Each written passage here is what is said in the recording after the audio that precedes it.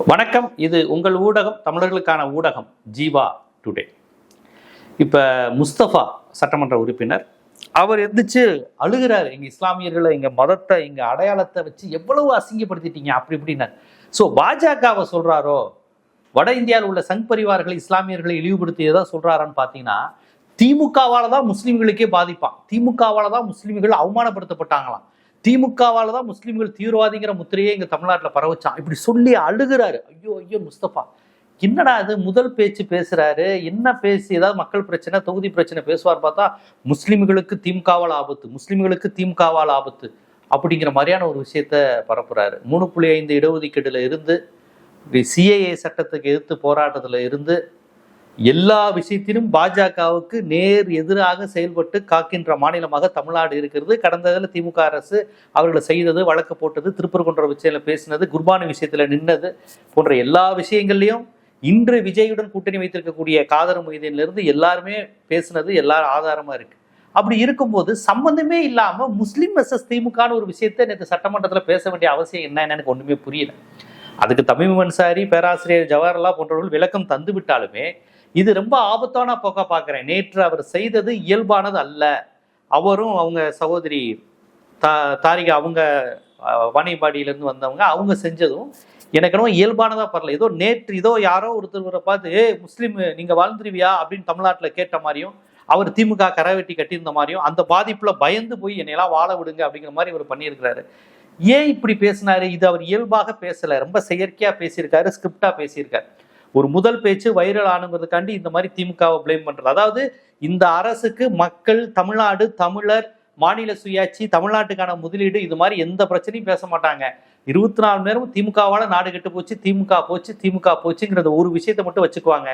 இன்னைக்கு இவங்க தான் அரசுல இருக்காங்கிறத மறந்துடுவாங்க. இவங்க தான் மக்களுக்கு செய்யணுங்கிறத சொல்ல மாட்டாங்க.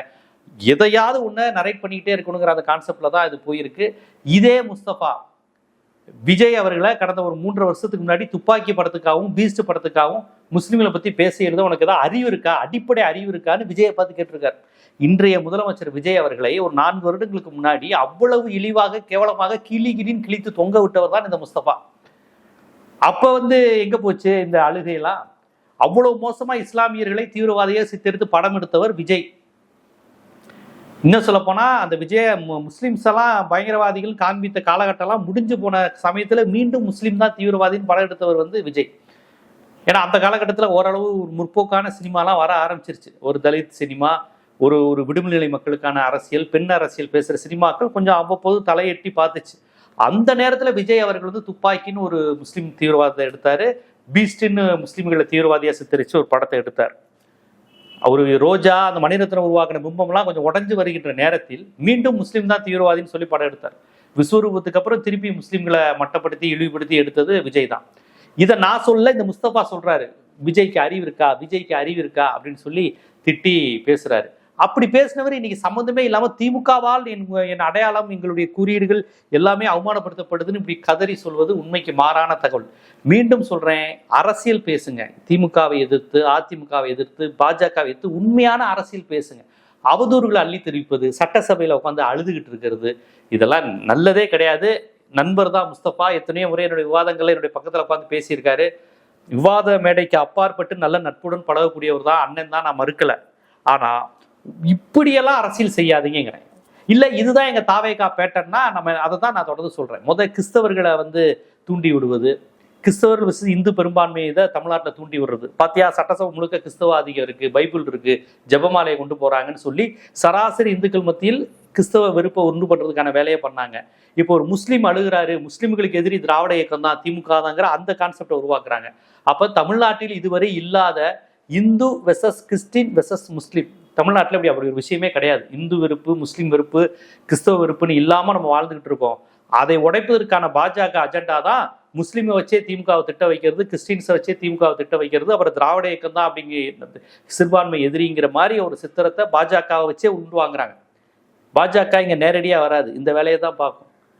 ஏன்னா இங்க அவங்களுக்கு சிறுபான்மை நலன்கிற அரசியலை நேரடியாக அவங்க பேச முடியாது. அப்ப சிறுபான்மை எதிரி அப்படின்னு பெரியாரையோ திராவிட இயக்கத்தையோ திமுகவையோ சொல்லணும்.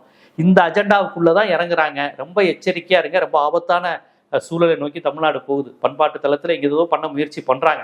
அதெல்லாம் தடுக்க வேண்டிய பொறுப்பு உங்களுக்கும் இருக்கு, எனக்கு இருக்கு. இந்த நேரத்துல இந்த சினிமால இஸ்லாமியர்கள் வெறுப்புங்கிறது எப்படி விதைக்கப்பட்டது அப்படிங்கிறத, அது எந்த காலகட்டம், எதனால், எப்படி வந்துச்சுங்கிறத ஆதாரப்பூர்வமா நான் ஒரு வீடியோ பண்ணியிருக்கேன், தொகுப்பு வீடியோ. அந்த வீடியோவை பார்த்தீங்கன்னா உண்மையில் முஸ்லிம் வெறுப்பு யாரால் எதனால் விதைக்கப்பட்டதுங்கிறத உண்மை உங்களுக்கு தெரியும். இந்த நேரத்தில் இந்த உண்மையை தெரிந்து கொள்ள இந்த வீடியோவை நீங்க பாருங்க, நம்ம மக்களுக்கும் இதை நீங்க பகிருங்க. நாட்டில் எங்கு குண்டுவெடிப்புகள் நடந்தாலும் உடனே அந்த செயலை இஸ்லாமியர்கள் தான் செய்திருப்பார்கள் என்ற பொது புத்தி இந்திய சூழலில் பரவலாக உள்ளது. ஒரு கருத்தை மக்களிடம் பதிய வைப்பதில் திரைப்படங்களுக்கு பெரிய அளவில் பங்கு உண்டு. தமிழ் சினிமாவில் கதாநாயகன் பேசும் வசனங்களை அப்படியே உண்மை என்று நம்பும் பார்வையாளர்கள் இன்றளவும் உண்டு. கோடம்பாக்கத்தினரை கோட்டைக்கு அனுப்பி வைத்ததில் இது போன்ற ரசிகர்களின் பங்கு அதிகம். அந்த வகையில் நாட்டின் குறிப்பிட்ட பிரிவினரின் மத நம்பிக்கைகளை, அடையாளங்களை எப்படி காட்சிப்படுத்துகிறோம் என்ற பொறுப்புணர்வு திரைத்துறையினருக்கு அவசியம். அந்த வகையில் இஸ்லாமியர்களை தொண்டுள்ளம் கொண்டவர்களாக காட்டியது முதல் தீவிரவாதிகளாக அடையாளப்படுத்தியது வரை தமிழ் சினிமா பல்வேறு பரிணாமங்களை கடந்துள்ளது. எம்ஜிஆர் சிவாஜி காலம் தொட்டு இன்றைய ஆண்ட்ராய்டு, ஐபோன் அலைபேசி காலகட்டம் வரை இஸ்லாமியர்களை தமிழ் சினிமா சித்தரித்த விதத்தை விவரிக்கிறது இந்த தொகுப்பு. சிரித்து வாழ வேண்டும் என்ற படத்தில் வெளிவரும் மேரா நாம் அப்துல் ரஹ்மான் என்ற பாடல் ரம்ஜான் சிறப்பு பாடல் போல் அமைந்துவிட்டது. அல்லாஹ் அளவற்ற கருணையாளன் என்ற பொருளில் எம்ஜிஆர் பாடும் பாடல் கேட்கும் பொழுதெல்லாம் மத நல்லிணக்கத்திற்கான விதையை விதைத்து கொண்டே இருக்கிறது.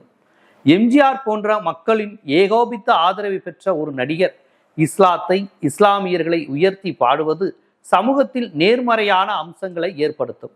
அந்த காலகட்டம் அப்படித்தான் இருந்தது. கதாநாயகன் இந்துவாக இருப்பார், படத்தில் இஸ்லாமியர்களை நல்லவர்களாக காண்பிப்பார்கள். கதாநாயகன் முஸ்லிம் கதாபாத்திரத்தின் மீது மிகுந்த நம்பிக்கை வைத்திருப்பார். இதன் மூலம் பெரும்பான்மை மக்களான இந்து மக்களிடம் மாற்று மதத்தினர் குறித்த இணக்கமான பார்வை ஏற்படுத்தப்பட்டது.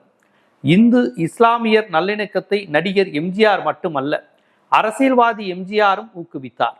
ஆம், மேரா நாம் அப்துல் ரஹ்மான் என்று எம்ஜிஆர் ஆடி பாடும்போது அவர் அதிமுகவை தொடங்கிவிட்டார்.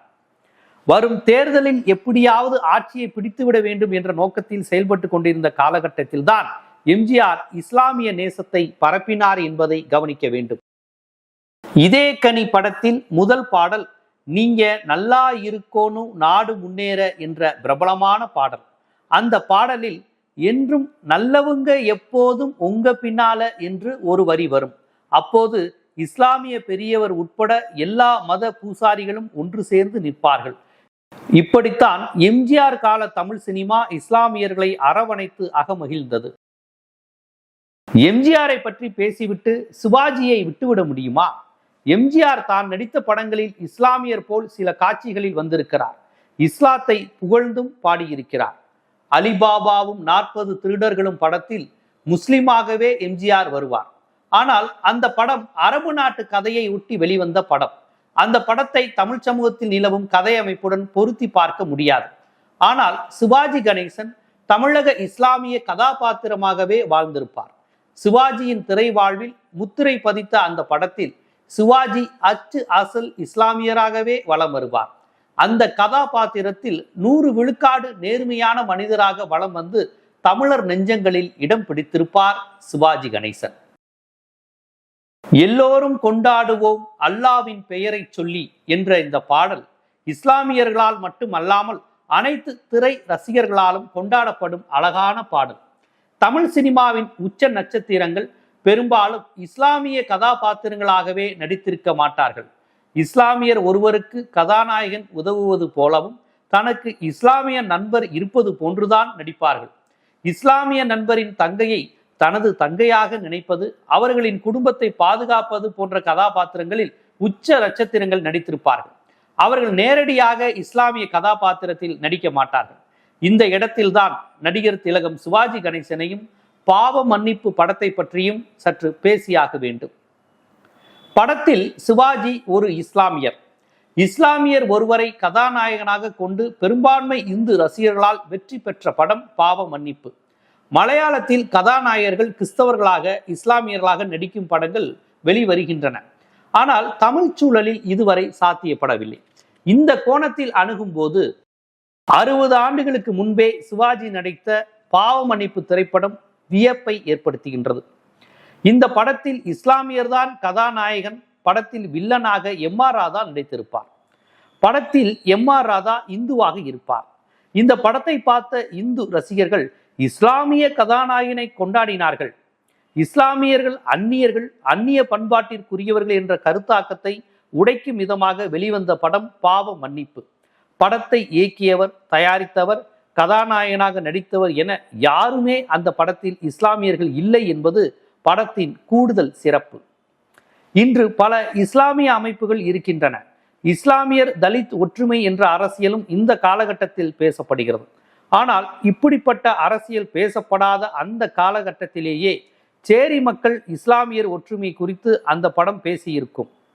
உழைக்கும் மக்கள் இந்துவாக இருந்தாலும் இஸ்லாமியராக இருந்தாலும் அவர்களுக்குள் மதம் பேதம் இல்லை, சாதி பிரிக்கவில்லை, அவர்கள் ஒற்றுமையாகவே வாழ்கிறார்கள் என்ற செய்தியை சொன்ன படம் பாவ மன்னிப்பு. பொதுவாக சிவாஜி படங்கள் என்றால் டூரிங் டாக்கீஸில் கூட்டம் சேராது, ஏ கிளாஸ் சென்ட்ரலில் தான் படம் ஓடும் என்ற கருத்து உண்டு. அந்த கருத்தை உடைக்கும் விதமாக டூரிங் டாக்கீஸில் உழைக்கும் மக்கள் விரும்பி பார்த்த படமாக பாவ மன்னிப்பு படத்தின் வசூல் அமைந்தது. ஆம், கதாநாயகன் இஸ்லாமியராக நடித்த அந்த படத்தை தமிழ் சினிமா ரசிகர்கள் கொண்டாடி வரவேற்றனர். ரஜினிகாந்த், கமலஹாசன் காலகட்டத்திலும் தமிழ் சினிமா இஸ்லாமியர் கதாபாத்திரங்களை உயர்த்தியே காண்பித்தது. ஆடுமொழி ஆட்டம் படத்தில் கண்ணிழந்த இஸ்லாமிய சிறுவனுக்காக கமல் பாடும் பாடல் இஸ்லாமிய மார்க்க நெறியை போதிக்கும் வண்ணம் அமைந்திருக்கும். ரஜினிகாந்தின் சூப்பர் டூப்பர் ஹிட் படம் படிக்காதவன். இந்த படத்தில் சிறு வயதில் பிச்சைக்காரர்களால் சிறை வைக்கப்படும் ரஜினிகாந்திற்கு அடைக்கலம் தருவது ஒரு இஸ்லாமிய குடும்பம். தன் அண்ணன் சிவாஜி மீது எந்த அளவிற்கு பாசம் வைத்திருப்பாரோ அதே அளவிற்கு தன்னை வளர்த்த இஸ்லாமியரான நாகேஷின் மீதும் ரஜினிகாந்த் பாசமாக இருப்பார். இவ்வாறாக தமிழ் சினிமா தொண்டு செய்யும் கதாபாத்திரங்களை இஸ்லாமியர்களுக்கு வழங்கி அழகு பார்த்தது. நாயகன் படத்தின் அடிநாத வசனமே 4 பேருக்கு நல்லது செய்யணும்னா எதையும் செய்யலாம் என்ற வசனம்தான். இந்த உயிர்நாடி வசனத்தை இஸ்லாமியர் ஒருவரே கமலுக்கு சொல்வார். அந்த படத்தில் கமல் இந்துதான், ஆனால் அவரை எடுத்து வளர்த்து தாராவியில் அடையாளமாக்குவோர் ஒரு இஸ்லாமியர். இப்படியாக 80களுக்கு பிற்பகுதியிலும் இஸ்லாமியர்களை தமிழ் சினிமா நேசக்கரத்துடனே பார்த்தது. ரஜினிகாந்த் தமிழ் சினிமாவில் அடைந்திருக்கும் உயரத்தை யாருக்கும் தனியாக சொல்ல வேண்டியதில்லை. அந்த நட்சத்திரம் பாட்ஷா என்ற இஸ்லாமிய பெயருடன் நடித்த படம் அமோக வெற்றி. அந்த படத்தில் ரஜினி ஒரு இந்துதான், ஆனால் இனிமேல் நான் மாணிக்கம் கிடையாது, பாட்ஷா தான் எனது பெயர் என்று ரஜினி சொல்லும் காட்சிதான் படத்தில் திருப்பு முனையே. இப்போது கூட பாட்ஷா என்றால் எல்லோருக்கும் தெரியும், மாணிக்கம் என்றால் உடனடியாக யாருக்கும் நினைவிற்கு வராது. ஒரு தடவை மட்டுமல்ல, 100 தடவை சொன்னாலும் ரஜினியின் பெயர் பாட்ஷா தான். விஜயகாந்த் வளர்ச்சியில் முக்கிய பங்காற்றிய இருவர் என்றால் இப்ராஹிம் ராவுத்தரையும் லியாகத் அலிகானையும் சொல்ல வேண்டும். விஜயகாந்தின் படங்களில் இஸ்லாமியர்களை நேச சக்திகளாக சித்தரித்து வசனங்கள் சர்வ சாதாரணமாக வரும். விஜயகாந்தும் திட்டமிட்டு இது போன்ற காட்சிகளை சேர்த்திருப்பார். மாநகர காவலில் இஸ்லாமியர்கள் தொழுகை செய்யும் இடத்தில் உங்களை போன்ற பாவிகளின் ரத்தம் இங்கு சிந்தக்கூடாது என்று விஜயகாந்த் பல்லை கடித்து கொண்டு பேசும் வசனத்தை அவரது ரசிகர்கள் வெகுவாக ரசித்தனர். கேப்டன் பிரபாகரன் படத்திலும் விஜயகாந்தை எடுத்து வளர்க்கும் பெற்றோர்கள் இஸ்லாமியரே. இஸ்லாமியர் தாய் தகப்பனால் ஒரு இந்து கதாநாயகன் உருவாகியிருக்கிறான் என்று கதையின் போகிற போக்கில் மத நல்லிணக்கத்தை விதைத்த படம் கேப்டன் பிரபாகரன். இப்படியாக இஸ்லாமியர்களை பெற்றோர்களாய் சகோதரனாய் கொண்டாடி கொண்டிருந்த தமிழ் சினிமா 90களுக்கு பிறகு தனது உரையாடலை மாற்றிக்கொண்டது. இஸ்லாமியர்கள் தொழுவது போன்ற காட்சிகள் வந்தால் அதனை புனிதமான காட்சி போல் காட்டுவது தமிழ் சினிமா வழக்கம். அதற்கென்று ஒரு ஆன்மீக இசையை பின்னணியில் இசைக்க விடுவார்கள். ஆனால் ரோஜா படத்திற்கு பிறகு இஸ்லாமியர்களின் அடையாளங்கள் எதிர்மறை பிம்பமாக சித்தரிக்கப்பட்டன. அதற்கு பிறகான தலைமுறைக்கு தாடி, குல்லா, கைலி கட்டி ஒருவரை பார்த்தால் அவரை பற்றிய பிம்பம் வேறு மாதிரியாக மாறியது. 2000களுக்கு பிறகு வெளிவந்த விஜயகாந்த் திரைப்படங்களிலும் இஸ்லாமியர்களை தீவிரவாதியாக சித்தரிக்கும் வசனங்கள் வர தொடங்கின. வல்லரசு, நரசிம்மா என விஜயகாந்த் தேசம் தாண்டி சர்வதேச தீவிரவாதிகளை வேட்டையாட தொடங்கினார். அந்த காலகட்டத்தில் தான் இஸ்லாமியர்களின் அடையாளமான தொழுகை, தொப்பி, பர்தா என எல்லாவற்றையும் எதிர்மறை அம்சங்களாகவே சித்தரிக்கும் போக்கு தமிழ் சினிமாவில் தலை தூக்கியது. இஸ்லாமியர் என் தோழன், ரம்ஜானுக்கு நான் நோம்பிருப்பேன் என்று தனது ஒவ்வொரு பேட்டியிலும் கூறி வந்த விஜயகாந்த், இந்தியாவில் அப்துல் கலாமை ஜனாதிபதி ஆக்கிவிட்டோம், பாகிஸ்தானில் இந்துவை ஜனாதிபதி ஆக்குவீங்களா என்று கேட்டபோது இஸ்லாமிய இயக்கங்கள் அதிர்ந்து போயின. இந்தியாவில் உள்ள இஸ்லாமியர்களை எதற்காக பாகிஸ்தானுடன் ஒப்பிடுகிறார் கேப்டன் என்று ஆதங்கப்பட்டனர். கமலஹாசனின் விஸ்வரூபம் திரைப்படம் இஸ்லாமியர்கள் மத்தியில் பலத்த எதிர்ப்புகளை பெற்ற படம். தலிபான் தீவிரவாதிகளை அழிக்க புறப்படுகிறார் கமல். ஆனால் அந்த படத்தில் வெளிநாட்டு தீவிரவாதிகளை பற்றி பேசும் பொழுது கோவையிலும் மதுரையிலும் இருக்கிற இஸ்லாமியர்களை தொடர்பு படுத்தி வசனம் வந்தது. அந்த வசனங்களை இஸ்லாமிய அமைப்புகள் பெரும் போராட்டம் நடத்தி நீக்கிவிட்டனர். இந்த சமயத்தில் அப்போதைய முதலமைச்சர் ஜெயலலிதா இஸ்லாமிய அமைப்புகளுக்கு ஆதரவாக இருந்தார். விஸ்வரூபம் முதல் பாகமே சர்ச்சையான நிலையில் இரண்டாம் பாகத்தில் எந்த மதத்தையும் சார்ந்தவனாக இரு, ஆனால் தேச துரோகியாக இராதே என்று கமல் வசனம் பேசினார். இந்த வசனம் மிகப்பெரிய அளவில் சர்ச்சையானது. விஸ்வரூபம் திரைப்படத்தில் கமலஹாசன் அமெரிக்க உளவாளி என்பது குறிப்பிடத்தக்கது. தமிழ்நாட்டில் இஸ்லாமியர்கள் என்றால் தீவிரவாதி என்பது போன்ற தோற்றத்தை தந்த படங்கள் 90களுக்கு பிறகே வர தொடங்கின. உலகமயமாக்கல் கோட்பாடு பரவலான பிறகு வெளிவந்த படங்களில் இஸ்லாமியர்களின் பண்பாட்டை, தோற்றத்தை அந்நியப்படுத்தும் தன்மைகள் இருப்பதை உணர முடியும். இது போன்ற காரணிகளை களைந்துவிட்டு பார்த்தால் தமிழ் சினிமா இஸ்லாமியர்களை சகோதரத்துவத்துடன் அணுகியிருக்கிறார்கள் என்பதையே எம்ஜிஆர் முதல் ரஜினி படங்கள் வரை நமக்கு உணர்த்துகின்றன. அரசியலுக்கு வந்த விஜய் நடித்த ஜனநாயகன் திரைப்படமும் இஸ்லாமியர்களை தீவிரவாதிகளாக காண்பிக்கிறதே என்று இயக்குனர் அமீர் போன்றவர்கள் கடுமையான விமர்சனத்தை முன்வைக்கின்றனர். நடிகர் விஜய் இதற்கு முன்பே துப்பாக்கி படத்தில் இஸ்லாமியர்களை ஸ்லீப்பர் செல் என்ற ஒரு புதிய பதத்தை பயன்படுத்தி அவர்களை தீவிரவாதிகளாக சித்தரித்திருப்பார். அதாவது நாம் அன்றாடம் பார்க்கும் இஸ்லாமியர்கள், செல்போன் கடை நடத்துபவர்கள், செப்பல் கடை நடத்துபவர்கள் போன்ற சராசரி இஸ்லாமியர்களை கூட சந்தேகப்படு அவர்கள் பாகிஸ்தானின் ஸ்லீப்பர் செல்லாக இருப்பார்கள் என்கின்ற ஒரு புதுவித பயங்கரவாத முத்திரையை இஸ்லாமியர்கள் மீது திணித்தவர் நடிகர் விஜய். அந்த துப்பாக்கி படத்திற்கு அவர் மன்னிப்பு கேட்டாலும், அவரது அப்பாவே அப்படி மன்னிப்பு கேட்டாலும், மீண்டும் ஜனநாயகன் படத்தில் இஸ்லாமியர்களை தீவிரவாதிகளாக அவர் சித்தரித்திருப்பது இஸ்லாமிய அமைப்புகளை மட்டுமல்லாமல் ஜனநாயக அமைப்பையும் அதிர்ச்சிக்குள்ளாக்கியது. பீஸ்ட் படத்திலும் ஒரு உலமா போன்ற தோற்றத்தில் இருப்பவரே கொடுமையான தீவிரவாதியாக காண்பித்ததை பலரும் எதிர்ப்பு தெரிவித்தனர். துப்பாக்கி, பீஸ்டை தொடர்ந்து ஜனநாயகன் படத்திலும் இஸ்லாமியர்களை தீவிரவாதிகளாக சித்தரித்திருக்கிறார் விஜய். ஏற்கனவே 2 படங்களை சித்தரித்த போது அவர் அரசியலுக்கு வரவில்லை. ஜனநாயகன் படத்தின் போது அவர் முழு நேர அரசியல்வாதியாகிவிட்டார். அரசியல் களத்திற்கு வந்ததற்கு பிறகும் தன்னை ஒரு முஸ்லிம் எதிர்ப்பாளனாக விஜய் காண்பித்து ஜனநாயகன் படத்தின் காட்சியில் வந்திருப்பதை ஜனநாயக சக்திகள், மதசார்பற்ற சக்திகள் அதிர்ச்சியுடனே அணுகுகின்றார்கள். எது எப்படியாக இருந்தாலும் 90களுக்கு பிறகு இஸ்லாமிய எதிர்ப்பு, உலகமயமாக்கல் ஆதரவு போன்ற பல்வேறு காரணிகள் தமிழ் சினிமாவை ஆட்கொண்டு அதுவரை நேச சக்திகளாக காண்பிக்கப்பட்ட இஸ்லாமியர்களை அந்நியப்படுத்தும் முயற்சியில் ஈடுபட்டன என்பதையே நமது இத்தனை சினிமா தொகுப்புகள் உணர்த்துகின்றன.